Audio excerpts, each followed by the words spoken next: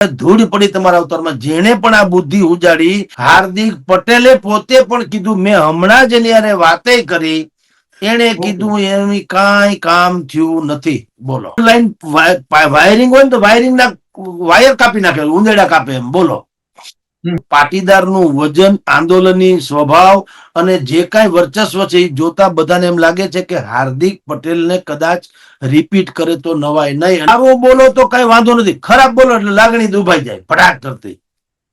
અમારી લાગણી દુભાઈ ગઈ. હાર્દિકે બુદ્ધિપૂર્વક માથું ઊંચકું એટલે નક્કી ઈ કઈક નવા જૂની કરવાના મૂડમાં છે. પણ હવે, પછી અને કાલ, આ 3 શબ્દો ઉપર તો પ્રતિબંધ છે એમ કહો તો હાલે. લોકોને ગમતું જ નથી. શાક માર્કેટમાં જાઓ, 10 રૂપિયા આપો, જેમ રીંગણાની થેલી ભરી દઈએ એવી રીતે હવે જનતા એમ કે છે કે મારે કઈ સાંભળવું નથી, કામ કરીને બતાવો. વાયદાની તો વાત જ મૂકી દો. અડધી કલાક દીકરો કે દીકરી સ્કૂલેથી મોડી આવે તો તમારા ઈ માવતરને ગળે પાણી ન ઉતરે સાહેબ. હાલ જોઈએ તો પાટીદાર આંદોલનથી જાણીતા બનેલા અને 2022માં ભાજપ તરફથી વિરમગામ વિધાનસભાની ચૂંટણી લડેલા અને જીતેલા હાર્દિક પટેલે પોતાની જ સરકાર સામે બાયો ચડાવી છે. પ્રાથમિક સુવિધાઓને લઈને તેમને ચિંતા અને આક્રોશ સાથે સીએમ ભૂપેન્દ્ર પટેલને પત્ર લખ્યો છે.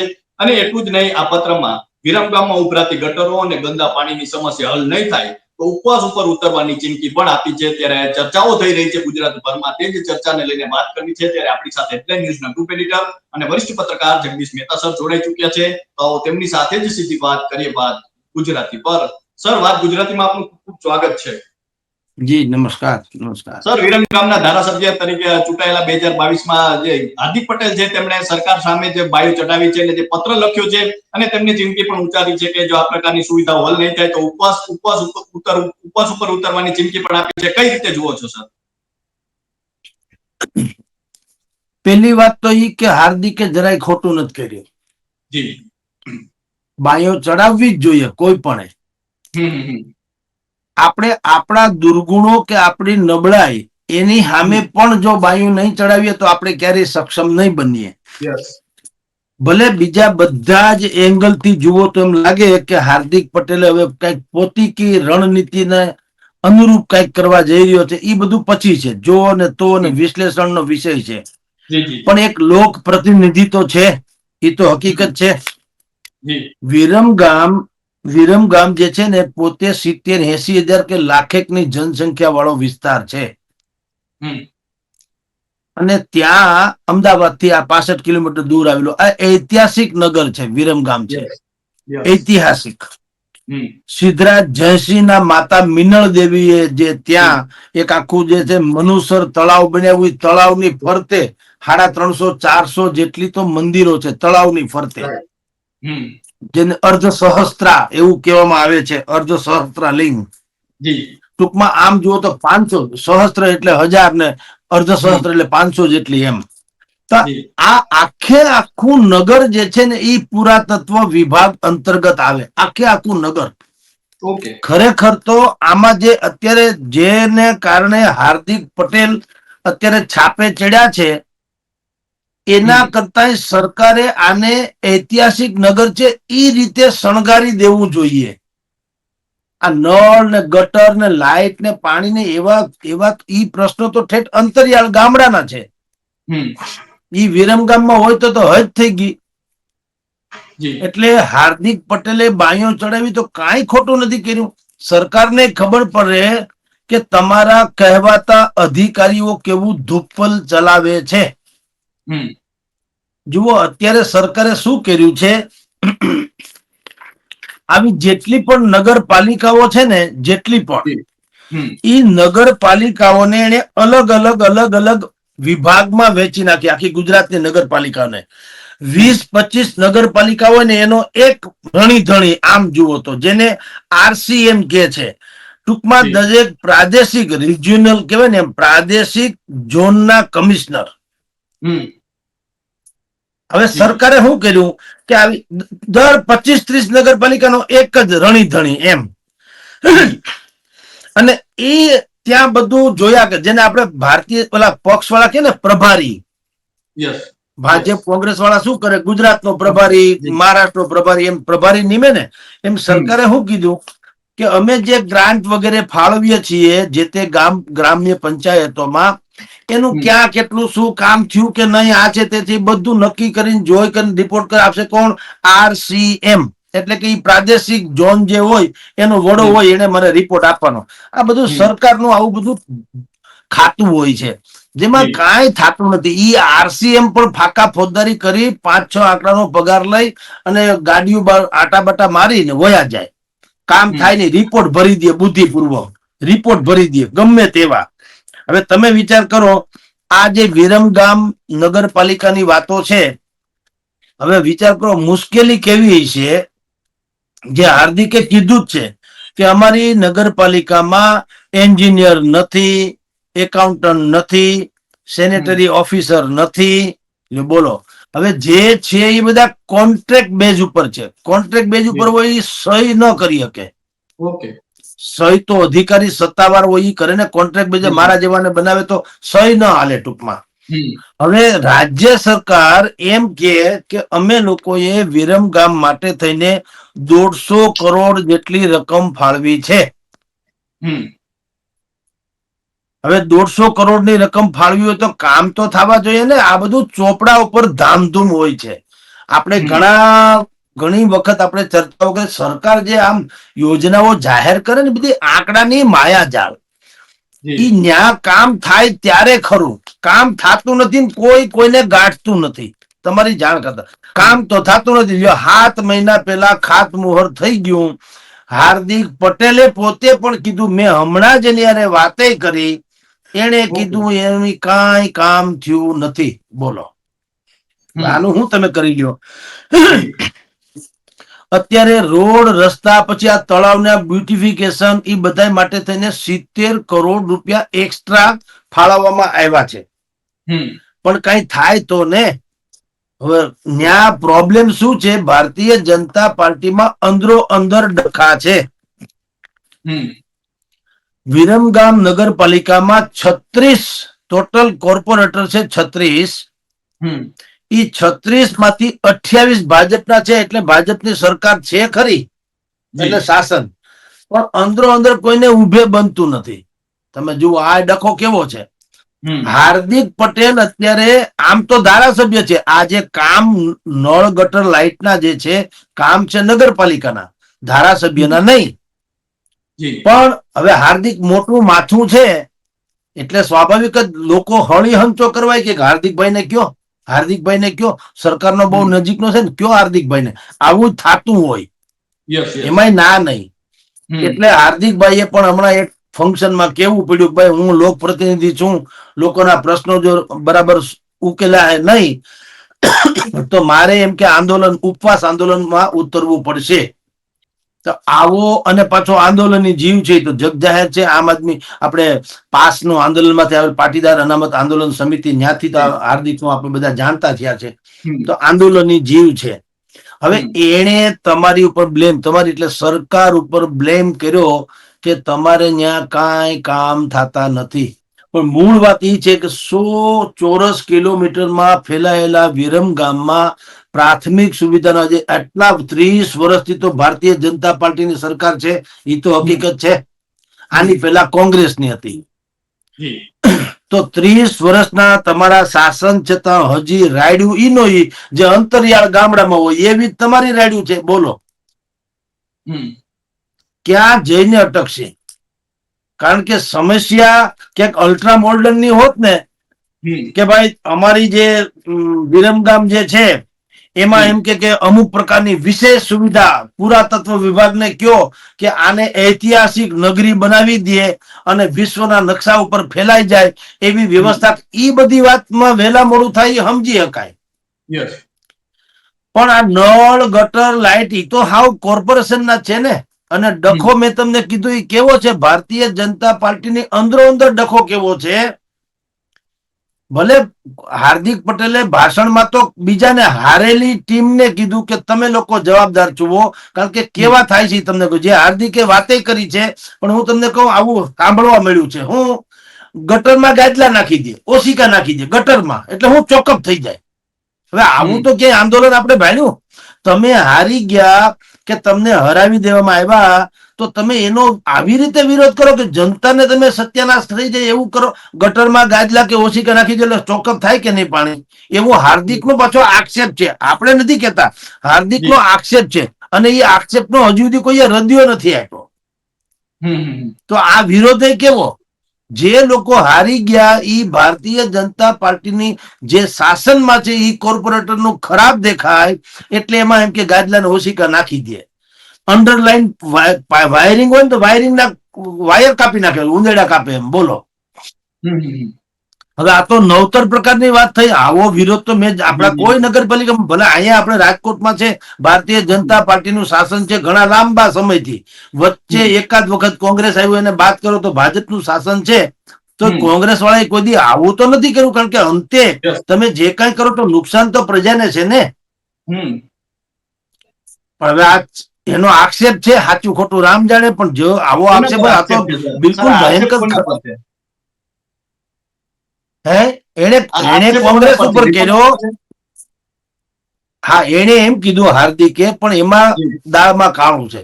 હાર્દિકે એમ કીધું કે જે હારી ગયેલી પેનલ છે એટલે કોંગ્રેસ વાળા, હારી ગયેલી પેનલ વાળા જે છે ઈ આવું કરે છે એવું એનું કહેવાનું છે. પણ મેં વિરમ ગામના એક પ્રતિષ્ઠિત વ્યક્તિ સાથે હમણાં જ વાત કરી. એને કીધું કે એવું નથી કે કોંગ્રેસ જ કરે છે,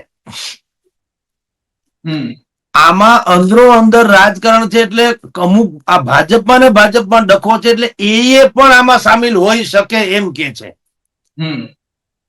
બોલો, અને ઈ પ્રોબ્લેમ શું છે? હાર્દિક જે છે ઈ સરકારની નિકટમાં છે અત્યારે. પેલા તો આના આપણે બધા જાણીએ છીએ, પણ હવે પ્રોબ્લેમ શું છે કે જુઓ, વિરમગામ પંથક જે છે ને એની એક તાસીર છે. તાસીર શું છે? એ લગભગ ઓલા રાજસ્થાનના સરકાર જેવું, પ્રજા જેવું છે કે સરકાર 5-5 વર્ષે બદલી નાખે. રાજસ્થાનમાં એક ને એક નહીં, બદલી જ નાખે. તમે જે કરો એટલે હું ડખો મટે. તો વિરમગામમાં પણ એવું છે. ઈ લોકોમાં કોઈ ધારાસભ્યને મોટે ભાગે રિપીટ કરતા નથી.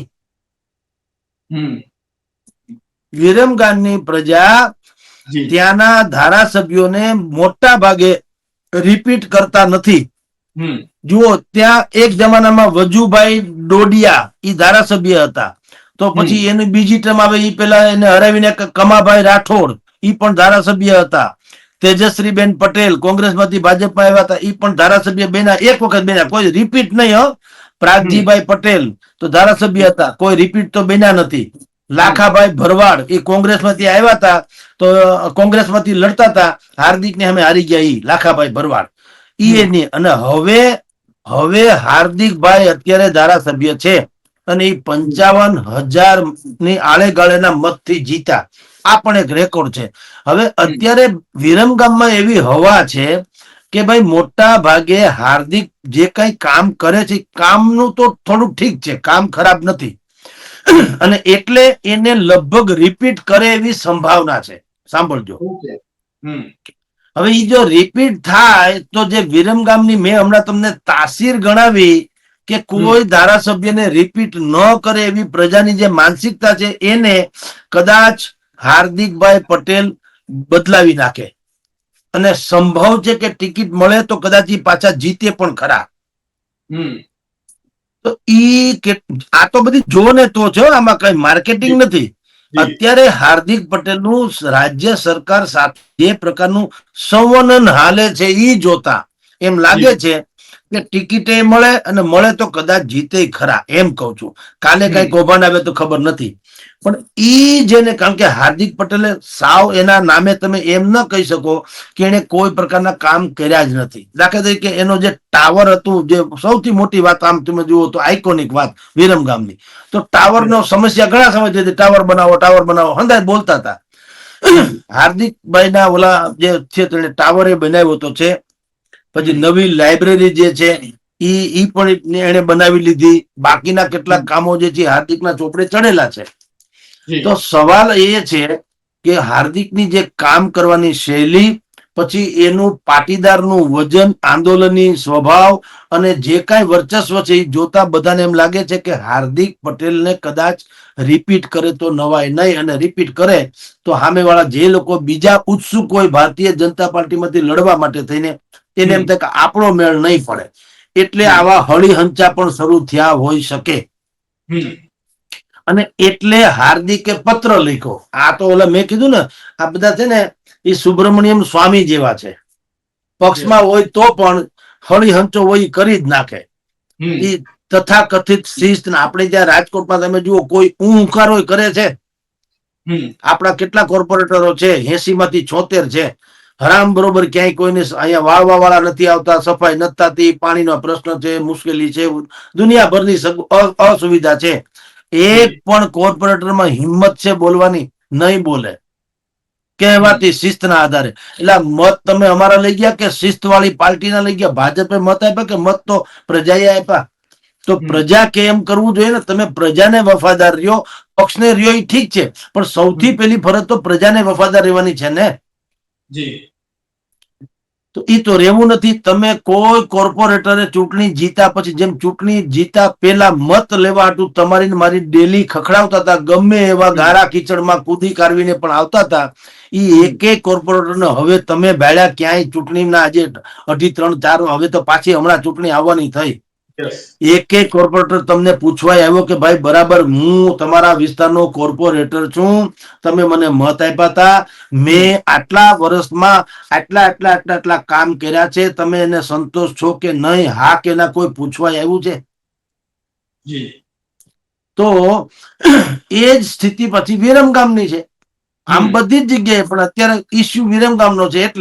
એટલે હાર્દિક પટેલને એમ થયું કે આ લોકો આપણો બુદ્ધિપૂર્વકનો સ્વીકાર કરે, રાજકીય લોકો, કારણ કે હાર્દિક પટેલની પહોંચ જે છે એ ગાંધીનગર સુધી છે. એટલે એનું પત્તું કાપવા કે કંઈક કર્યું હોય, અથવા તો પોતાનું પત્તું મજબૂત કરવા, બે માંથી એક. કારણ કે હાર્દિકે જે આક્ષેપ લગાડ્યા છે કે આ લોકો એટલે કે મારા વિરોધીઓ અથવા તો પ્રજાના વિરોધીઓ જે હારી ગયા છે તે, ઈ લોકો એમ કે આવું બધું કરે છે કે ગટરમાં ગોદડા નાખી દે, ગાદલા નાખી દે, ઓશિકા નાખી દે, ગટર ચોકઅપ થઈ જાય, પાણી બધા ગટરના આખા ગામમાં ફરી વળે. તો એ તો સ્વાભાવિક, આવું એને આક્ષેપ કર્યો. આક્ષેપનો ના તો કોકે પાડવો જોઈએ ને કે ભાઈ હાર્દિક ખોટું બોલે છે અને હકીકત આમ છે. ઈ કોઈએ હજી સુધી કીધું નથી. તો સરવાળે કહું તો કૃપાલસિંહ, ઇન્ટરનલ પોલિટિક્સ જે કઈ એનું છે એને કારણે આખી આ ઐતિહાસિક નગરી જે છે એનું દળદર ફીટે છે, એનું સત્યાનાશ થઈ રહ્યું છે. જી કૃપાલસિંહ. સર, હાર્દિક પટેલે પત્ર તો લખ્યો છે, પરંતુ ઉપવાસ ઉપર ઉતરવાની પણ વાત કરી છે. તો સર, એ શા માટે કર્યું એવું લાગે છે? જો સ્વાભાવિક છે, ઈ જનતાની સહાનુભૂતિ જીતવા માટેની વાતો છે. અને પોતાનું ઉત્તરદાયિત્વ, જો હું તો હકીકતે કહું, એવું તો હોવું જ જોઈએ ને. તમે પક્ષના છો એટલે તમારે પક્ષના વખાણ જ કરવા, એવું કોણે કીધું? એ તો ગંગા પવિત્ર હોય, ગંગાની ગંદકી થોડી પવિત્ર હોય. ગંદકી તો ગંદકી છે ને. તો પક્ષમાં જે સારપ છે એનું ભલે પ્રશંસા કરે કે વિકાસના કામો આવા કરે ને તેવા કરે, ટાવર બનાવો, લાઇબ્રેરી બનાવી, ઓકે, ઈ બનાવી એની સારી વાત કરી. તો આ નથી બનાવી એની ખરાબ તો કરવી જોઈએ ને. જે હોય તો કેવું જોઈએ ને. આપણે ત્યાં પ્રોબ્લેમ શું છે કૃપાલસિંહ, કે સારું બોલો તો કઈ વાંધો નથી, ખરાબ બોલો એટલે લાગણી દુભાઈ જાય ફટાક કરતી. અમારી લાગણી દુભાઈ ગઈ. સરકારને પણ સારું બોલો તો વાંધો નથી, તો શિસ્તના નામે કોઈ દી કોઈએ સારું જે બોલે છે પક્ષ માટે, તો ઈ જ શિસ્ત સમિતિ ક્યારેય એવું નથી કહેતી કે આ ધારાસભ્ય કે કોર્પોરેટર આપણા પક્ષનું સારું બોલે છે એટલે હાલો આપણે એને સિરપાવ આપીએ, એને ઇનામ આપીએ, એવું નહીં. જે કે જરા ખોટું કે ખરાબ બોલ્યા એટલે શિસ્તભંગનો પૂર્ણ વીંજે તમે કાઢી મૂકવામાં આવે. વડોદરામાં કોઈ હિતેશ જોશી કે એવા એક કોર્પોરેટર છે વડોદરામાં, એ હરણી કાંડમાં જે 12 બાળકો અને 2 શિક્ષિકાઓ જે હતાહત થઈ એનો કેસ, આમ તો એને લડાવડાવ્યો, એને એનું આંદોલન શરૂ કરાવડાવ્યું, એને વકીલ રોકી રાખ્યા, અને એને અત્યારે ન્યાય, જો કે હવે તો અપાયો ન્યાય થોડો ઘણો, કે ભાઈ 1 કરોડ રૂપિયો આપવો પડે એમ છે, એવો કોર્ટમાંથી ચુકાદો લઈ આવ્યા.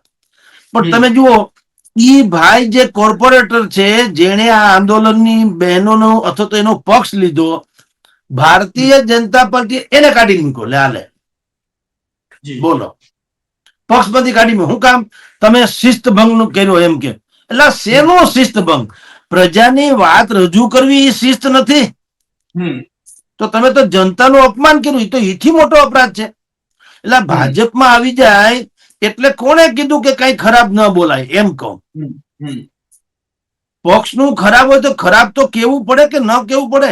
અને જનતાની ભેળો ઈ કોર્પોરેટર ઈ આ લોકોની સાથે રહ્યો જે હરણી કાંડમાં હતાહત થયા. 12 દીકરા દીકરીઓ ભણવા વાળા અને 2 શિક્ષિકા બેન.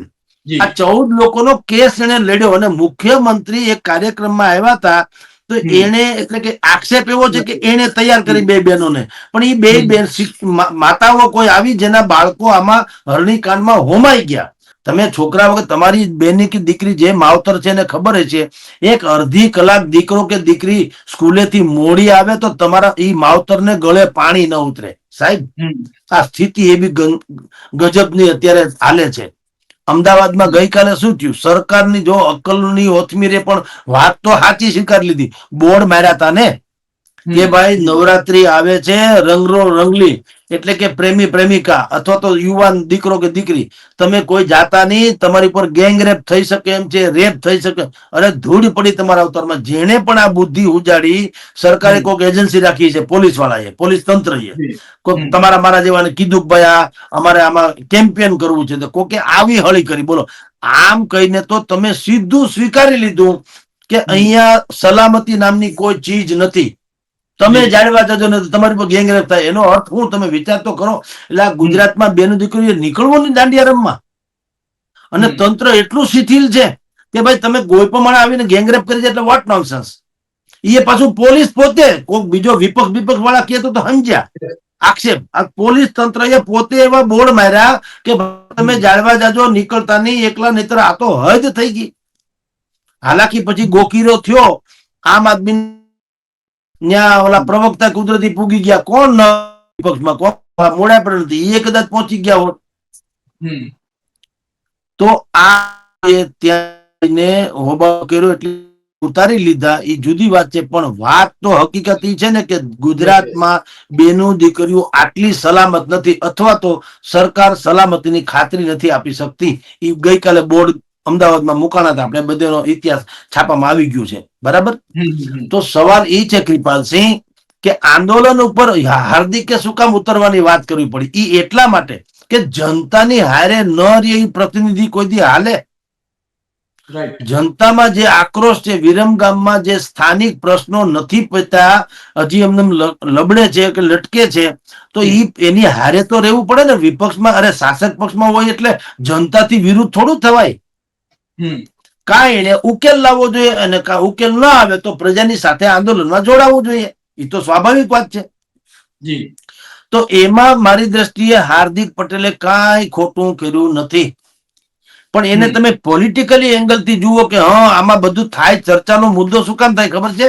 બધાને એમ છે કે હાર્દિકે બુદ્ધિપૂર્વક માથું ઊંચકું એટલે નક્કી ઈ કઈક નવા જૂની કરવાના મૂડમાં છે. પણ એવી કોઈ વાત નથી. હોય તો એને મુબારક, પણ એટલી વાત તો હકીકત છે, શાસક પક્ષનો હોય કે ગમે હોય, તમને જયારે જનતા ચૂંટી કાઢે ત્યારે જનતાના પ્રશ્ને તમારે જનતાની સાથે જ રહેવું જોઈએ. કા નિરાકરણ સમસ્યાનું નિરાકરણ લાવવું જોઈએ અને કા જનતાની સાથે. પણ ખોટે ખોટે મંજીરા વગાડ્યા કરીએ કે પ્રજા ખોટી છે, આ આખા વિરમગામમાં સરકારને બદનામ કરવા પ્રજા ખોટે ખોટે મેદાને પડી છે, આવું બધું આક્ષેપ કરો તો કોણ તમને મત આપે? મને કયો. અને જનતા નિર્દોષ હોય, કોઈ એના આકાઓ જે હોય, કોંગ્રેસ હોય, વિપક્ષ હોય, ફલાણા હોય, એ બધા કઈક મેનેજેબલ કરી જુદી ઘટના છે. પણ સામાન્ય જનતા જે છે, જેને રોડ ગટર નળ લાઈટ પાણીના પ્રશ્નો છે, એને કાંઈ કોઈ રાજકીય ઓઠું બોઠું નહીં તો પોતાને મુશ્કેલી હોય તો કરે. હમણાં ચારેક વાર વિસાવદર વાળી થઈ જ રહી છે, આપણે જાણીએ છીએ. મોરબીમાં થઈ હતી. તો આ બધું શું છે? જનતા જાગે તો જનતા જાગે તો માગે. એટલે એમાં આમ કહીને બુદ્ધિપૂર્વક એને રાજકીય રીતે એને વાળી ટોળી નાખવી કે નક્કી હવે હાર્દિક પટેલને કાંઈક નવા જૂની કરવાની ઈચ્છા થઈ લાગે એટલે એને આ ખેલ નાખ્યો. તો એમ ન હોય, એ ભલે એવો હોય તોય મુબારક, હું તો એમ કહું. જનતાના પ્રશ્ને જનતાના પ્રતિનિધિઓએ બોલવું તો જોઈએ એટલીસ્ટ. જી સર, શું લાગે છે, આ પ્રશ્નોનું નિરાકરણ આવશે કે ફક્ત ચર્ચાઓ થશે? ના ના, મોટા ભાગે તો તમને કહું, આ બધું એમાં સરકારે સમજે છે. એટલે સરકાર શું કરશે, જો આજે મેં હમણાં એક વિરમગામના એક અગ્રણી પત્રકાર છે અને થોડાક સામાજિક એક્ટિવિસ્ટ પણ છે, એને મેં પ્રશ્ન તહેકીકાત કરવા પૂછ્યો. એવું નહીં કે હાર્દિક એટલે માની લેવાનું, હાર્દિકની જગ્યાએ છે, પણ આપણે બીજા 10 જણાને પૂછીએ ને તો જનતાને સાચી વાતની ખબર પડે કે હકીકતે શું થયું. તો હમણાં જ મેં જાણ્યું એટલે કીધું કે જે હમણાં ભાઈએ હાર્દિકે જે પ્રશ્ન રજૂ કર્યા ને, એ કર્યા ક્યાં આવે છે, ક્યાં ગુજરાત અર્બન ડેવલપમેન્ટ કમિશન અંતર્ગત આ બધું આવે છે. જેટલી નગરપાલિકાઓમાં સુવિધાઓનું એનું મોનિટરિંગ કયો તો મોનિટરિંગ, એ સંસ્થાનું નામ છે GUDC, Gujarat urban development commission. એના અત્યારે વડા છે ડોક્ટર રમ્યા મોહન. બરાબર. તો આ જે હાર્દિકે અત્યારે પત્ર લખ્યો જે કઈ અત્યારે ઓહાપોહ મચાવ્યો છે, તો એક ટીમ અત્યારે વિસાવદરમાં આવી પહોંચી છે, એમ કહું. ઓકે, અત્યારે હાલ આવી જ પહોંચી છે અને તપાસ કરી રહી છે કે ભાઈ હાર્દિકે જે વાત કરી છે એમાં તથ્ય કેટલું છે, શું નહીં, અને એનું ક્યાં પહોંચ્યું કામ. અને હવે હમણાં એક બ્લુ પ્રિન્ટ રજૂ થશે કે આટલા સમયમાં આટલા કામ કરી નાખવા વગેરે. તો કામ થશે. શું કામ? સરકારને બે બાજુનું દુઃખ અથવા તો ડર છે. કામ નથી થયા એટલે જનતા નારાજ થાય, અને તમે કામ નહીં કરો તો હાર્દિકે નારાજ થવાનું, ને હાર્દિક નારાજ થવાનું. એટલે હું કોઈ ઇતિહાસ ભૂગોળ નથી, પણ અત્યારે જે સરકારની સ્થિતિ છે જોતા, સરકાર એક વધુ મિત્ર ન બને તો કઈ નહીં, એક વધુ શત્રુ તો બનાવવા માંગતી જ નથી. એવી અત્યારે પ્રવાહી સ્થિતિ છે કે એક પણ વધુ શત્રુ બને તો સરકારને મુશ્કેલી પડે. નબળી ગા એને જાજી બગા, એવું આપણે કાઠિયાવાડમાં કહે છે. તમે જયારે પડે છે ત્યારે સગળું પડે છે. એટલે જયારે આપણી પરિસ્થિતિ થોડીક નબળી હોય, સરકારની જે અત્યારે નબળી સ્થિતિ છે, ત્યારે પરિસ્થિતિ નબળી હોય ત્યારે બૌદ્ધિક લોકો એમ કે છે કે આવી સમય જયારે હોય તમારો નબળો, ત્યારે એક મિત્ર ન વધે તો કઈ નહીં, એક શત્રુ તો વધવો જોઈએ જ નહીં. એટલે સરકાર પણ આમાં ધ્યાન આપશે વિરમગામમાં, અને થાય એટલા કામની કઈક જાહેરાત કરશે, પ્રેસ કોન્ફરન્સ કરશે. કઈ કાલ ને કાલ ગટરના ઢાંકણા બધું બદલાવીને હાંજો હાંજ કરી નાખે એવું નથી, પણ એને કરવું પડશે. દેખાડો તો દેખાડો કરવું પડશે. પણ 2.5 વર્ષની વાર છે. હાર્દિક પટેલે આ બધા કામ કરાવડાવવા પડશે. ભલે નગરપાલિકાના પ્રિવ્યુમાં આવતા હોય, પણ આવડું મોટું માથું હોવાને કારણે લોકો સીધા ઓલા નગરપાલિકા વાળા ખો આપી દે છે કે તમે જાઓ હાર્દિકભાઈ ને કયો, સરકારમાં એની પહોંચ છે, અમે તો યાર કોર્પોરેટર છે, અમારું શું આવે, અમે અહીં કમિશનર ને કહીએ, વધીને સ્ટેન્ડિંગમાં જાહેરાત કરીએ. પણ સરકારમાંથી ગ્રાન્ટ લાવવી કે સરકાર પાસે જરાક એને સરકારને ધૂણાવવી, એ અમારું કામ નથી. મોટો ભા થઈને તો હાર્દિક જ ફરે છે, તો એને કયો આવું હળી કર્યું હોય. એટલે બધા હું કરીને ગયા હાર્દિક પાસે કે ભાઈ તમે લોકપ્રતિનિધિ છો ને, તો સરકાર પાસેથી ગ્રાન્ટ તો તમારા જેવા લઈ આવી શકે, તો કરો કંકુના.